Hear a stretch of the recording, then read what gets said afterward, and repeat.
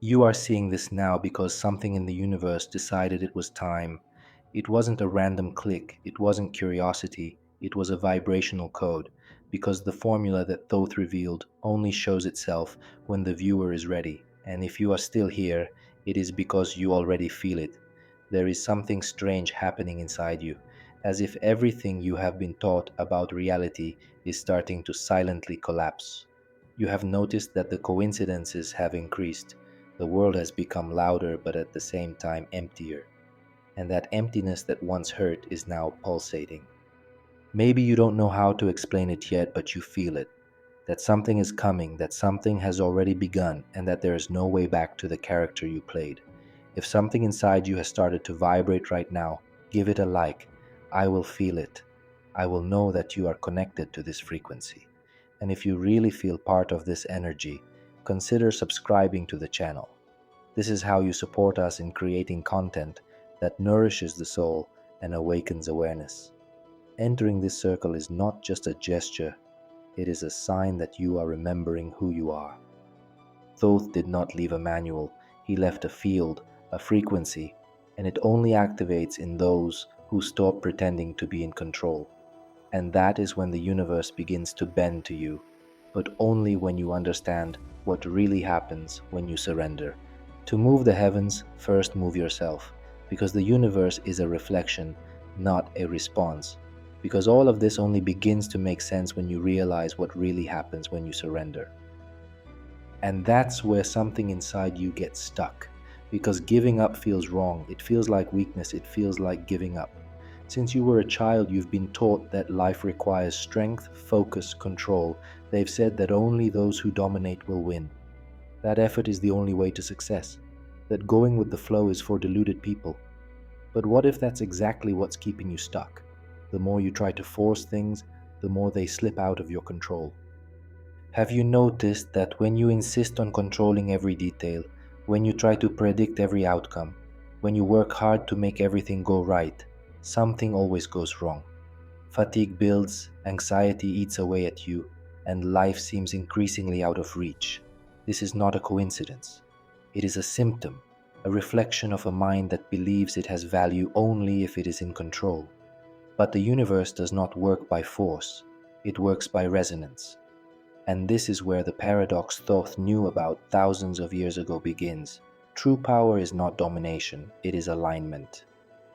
Water does not move mountains by force, it sculpts them with patience. The sun does not scream to shine, it just exists. The flow of nature does not need to be pushed by effort, it moves through presence. The universe has its own intelligence and it reveals itself when you stop trying to control it. And this is the point that the linear mind cannot grasp, because the linear mind only believes in what it can measure, predict, calculate, and everything beyond that it calls luck or madness. But the truth is, you've been there before. Those moments when everything seemed to flow, when things just fell into place, when you were in the right place at the right time, meeting the right people without forcing anything. When decisions seemed to come to you and answers seemed to come effortlessly, it wasn't luck, it was alignment. It was your inner field syncing up with the field of the universe. And that was because for a moment you stopped trying to control everything. You let go, you trusted, you relaxed, and in that space, something bigger could take over. But this state cannot be forced. It only happens when you stop resisting. And that is what confuses the mind trained to conquer everything through effort. Because in this case, the more you try, the more you block it. The control that once seemed like protection turns out to be a prison. The rigidity that seemed like focus becomes resistance, and the energy that should flow is exhausted, trying to sustain an identity that is constantly on alert. The mind that wants to control everything is just trying to survive, but the spirit that wants to flow is ready to live. And it is precisely at this point that Thoth reveals something that contradicts everything the modern mind has learned about power: the awakening of the invisible unity. For him, true power was not something to be conquered, but something that reveals itself when you stop separating yourself from the whole. And it is here that we begin to see what once went unnoticed. The universe is not outside. It is not something you observe, manipulate, or try to understand. It is the field you are part of. You are not in it, you are it. Thoth said, "Man is a star bound to the body," not as a poetic metaphor, but as a reminder that human consciousness is an emanation of the same source that created the galaxies. There is a spark within you that vibrates at the same frequency that keeps the cosmos in balance. But that spark is trapped beneath layers of fear, control, identity, and separation.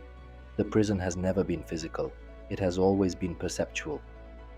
And when Thoth says, "Release your light and you will be all," he is not talking about reaching out to something outside of yourself. He is talking about remembering that there are no boundaries between you and reality. The separation between subject and object, between self and other, between this is mine and this is outside.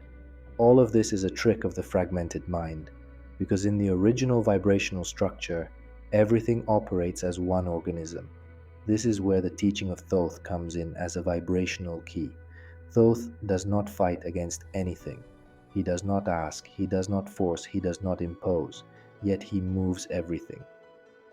It's in the water that flows without resistance, in the wind that curves around the mountains, in the sound that fills the silence. That invisible force that nourishes, connects, and organizes everything without ever showing itself is the same force that pulses inside you when you stop trying to be special and just allow yourself to be. And in that being, you become everything. You can feel it in the simplest things. When you are truly present in a conversation, you feel time change. When you walk slowly, something around you seems more alive. When you stop trying to understand and observe with your whole body, there is a silent unity that begins to reveal itself. It is the whole that whispers, "You have never been outside. You just believed that you were." This state cannot be produced by techniques. It is not the result of effort or study. It is accessed when you trust. You trust the other as if he or she were part of you. You trust the universe as if it were a mirror.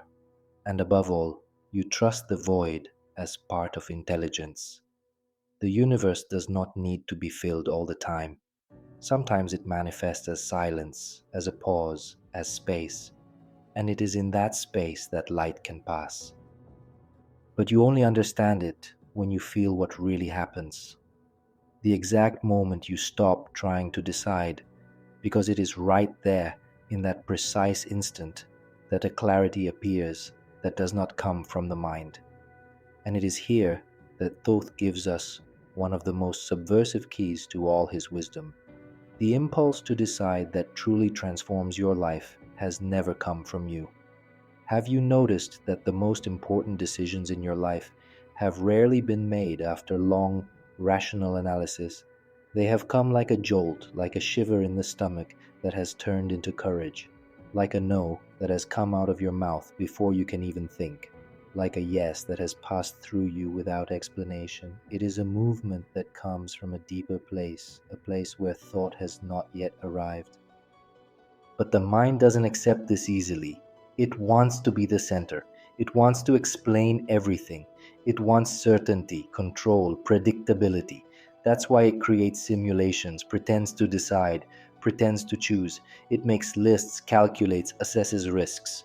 But deep down, it's just trying not to feel insecure. Thoth knew this. He didn't see the mind as an enemy. He saw it as a tool, a polished mirror, useful but not wise. A reflection of what has already been processed, not of what is still being born. And this is where the modern paradox comes in. The more we try to control our decisions, the more artificial they become. And the more artificial they are, the less aligned they are with the whole. That is why, when you align vibrationally, something very strange happens. You stop deciding in the traditional sense. You simply feel the yes or no emerge as an energetic impulse. And this is when something starts to guide you. Something that is not external, but also cannot be controlled by logic. It is the field that makes choices through you. And when you stop deciding with your head, something else starts deciding for you, and that changes everything. The heart of the formula. It is as if reality takes the wheel. You are still there, but the feeling of control begins to dissolve, and in place of chaos, a strange harmony appears. Everything that once required effort, control, and planning begins to fall into place through unexpected paths, not because you planned every detail, but because you allowed yourself to step back. This is where Thoth takes us to another level of practice. Flow can only take over when the ego steps down from its throne. The ego here is not vanity. It is the illusion of being the sole author of the experience, that everything must pass through your supervision, your logic, your control. But the universe does not bend to this kind of attempt. It closes like a lake disturbed by restless hands. That is why true flow does not begin with action. It begins with surrender, with the trust that there is an intelligence working behind the veils. And it reveals itself only when you quiet the noise of I know. The most powerful example of this is Kiki. An explorer builds a rudimentary raft, trusting ancient navigational principles and a deep intuition that it would work. He doesn't try to fight the sea. He doesn't challenge the elements. He aligns himself with them. And what happens? Everything comes together. The once fragile ropes become stronger as the wood swells with water. Fish, for some unknown reason, appear at dawn, right where food is needed. The wind blows at just the right time and carries the raft to its destination. It is as if the universe were saying, and this is the fundamental difference between what many call manifestation and what Thoth meant by resonance. Manifesting is not asking the mind.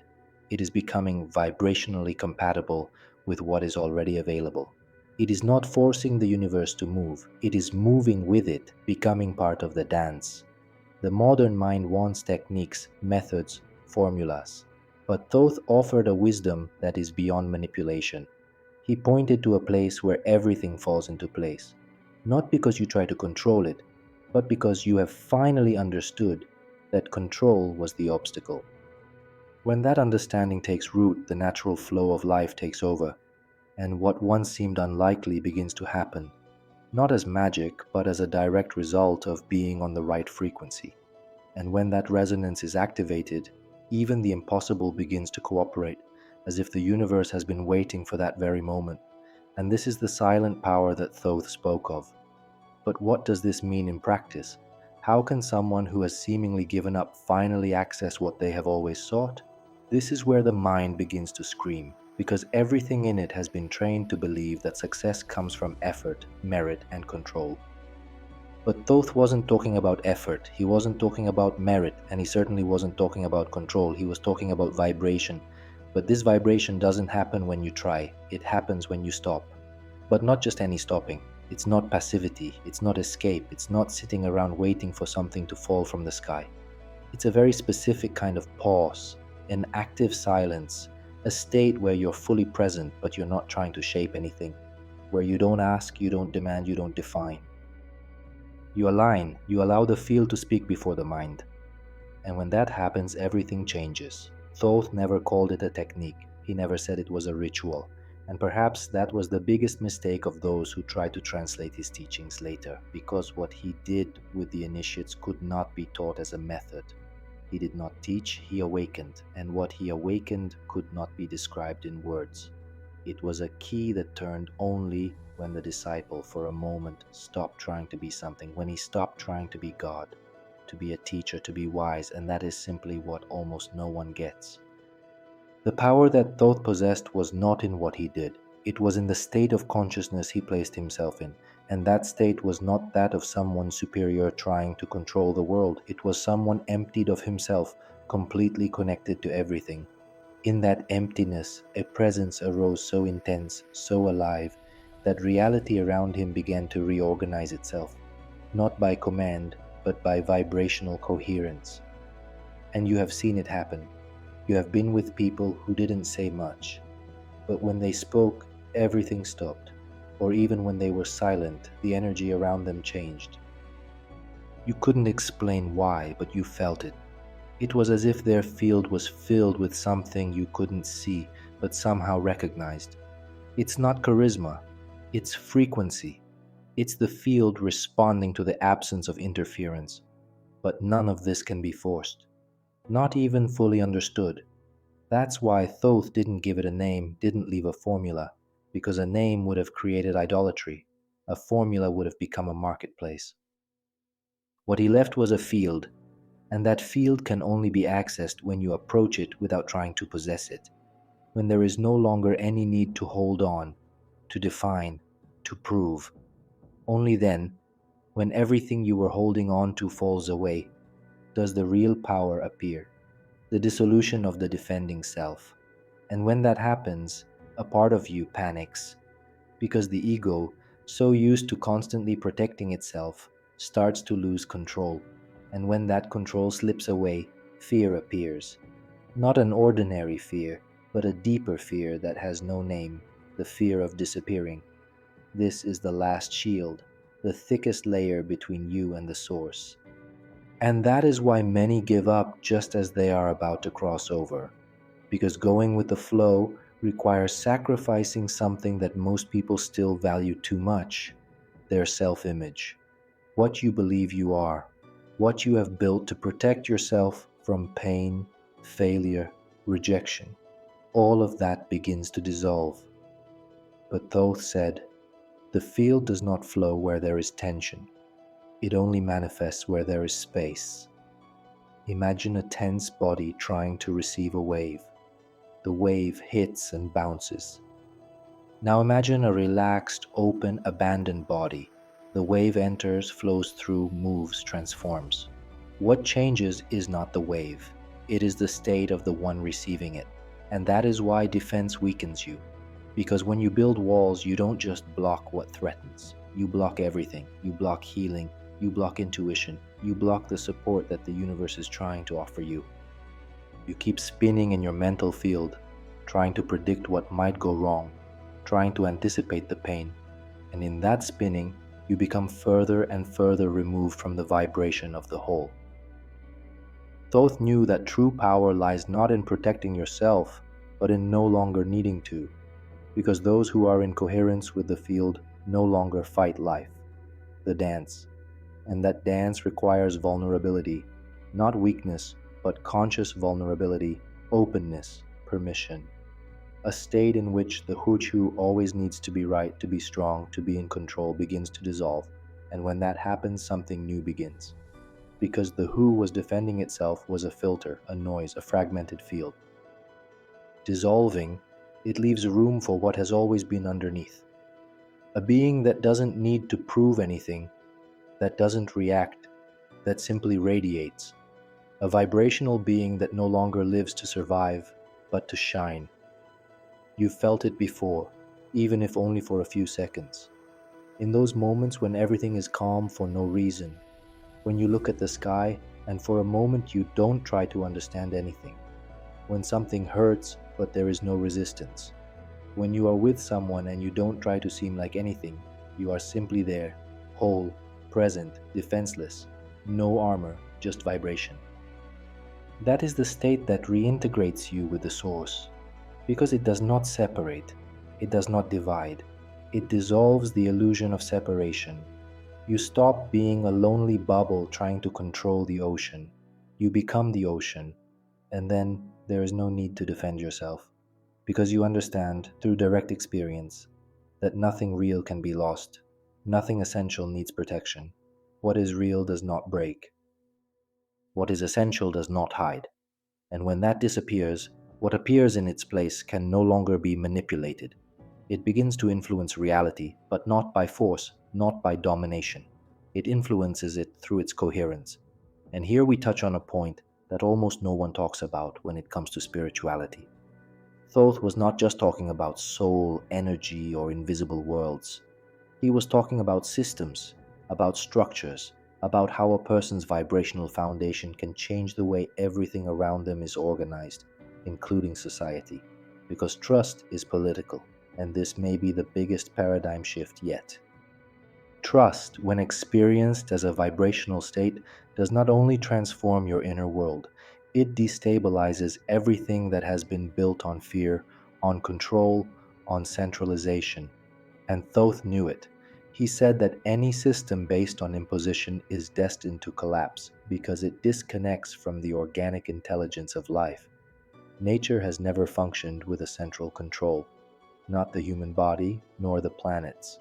The heart does not tell the liver what to do. The sun does not give orders to the moon. The intelligence of each part flows autonomously, yet interconnected.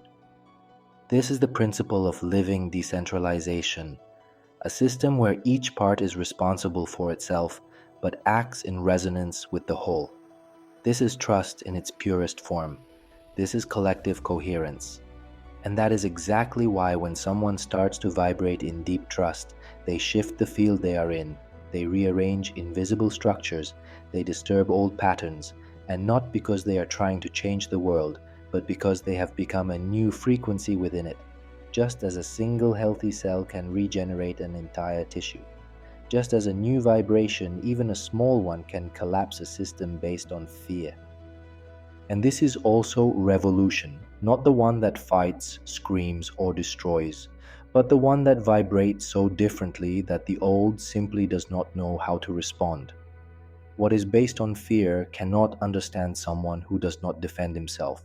What is based on command does not know what to do with someone who acts in synchronicity.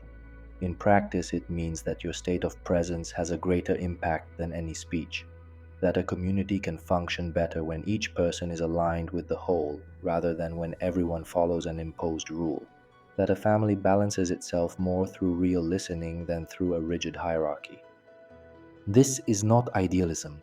It is biology. It is physics. It is true Hermeticism. It is Thoth who says this vibrational surrender, when maintained consistently, is not naive.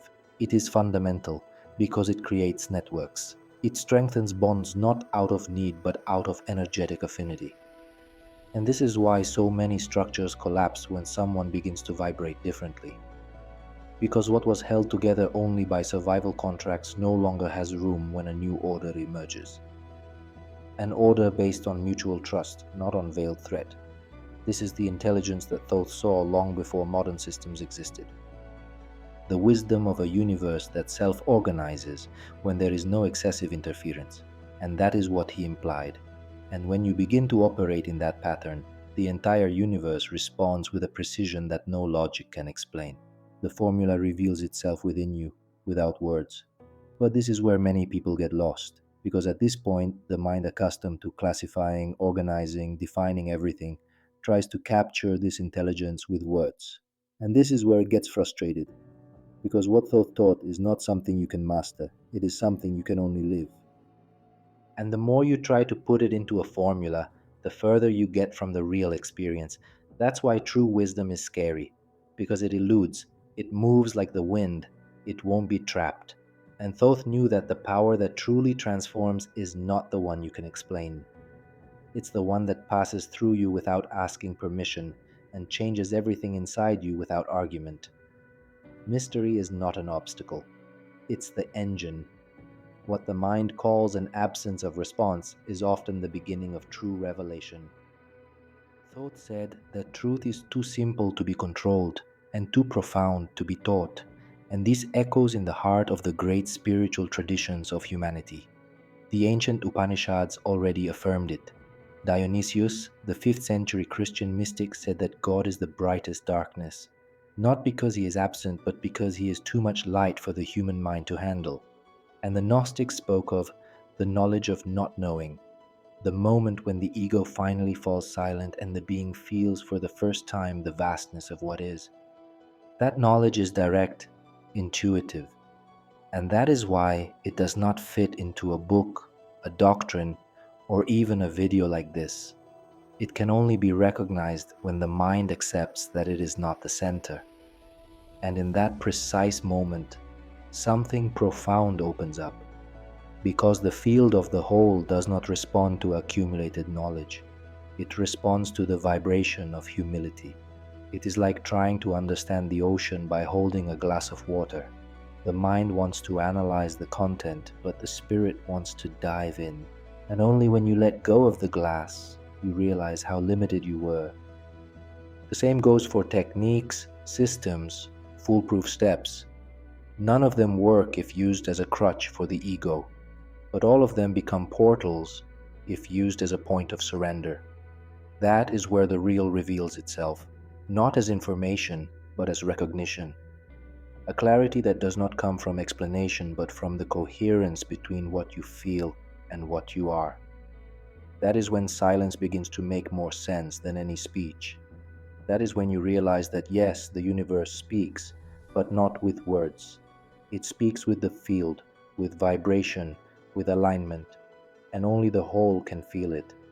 And that portal does not appear to those who know, it appears to those who feel. And when it does manifest, it doesn't come with flashes of light. It doesn't bring voices from the sky. It doesn't promise anything. It simply vibrates as a silent presence that you recognize without ever having seen it before. It's as if something inside you says, no words, no effort, no method. It's in that moment that everything that once seemed distant becomes intimate. The formula that many have searched for in books, gurus, rituals reveals itself without warning, as if it had always been there, just waiting for you to stop looking. Because it's not about learning more, it's about forgetting what you've been taught about effort, about control, about forcing. True surrender, the one Thoth lived, not just taught, was not a step-by-step procedure. It was a state of being, a depth of alignment with everything so complete that any attempt to control it seems absurd. The universe does not need to be manipulated when you become part of it. When you vibrate at the same frequency as creation, you do not have to say what you want, you become what you ask for, and what resonates with you simply comes.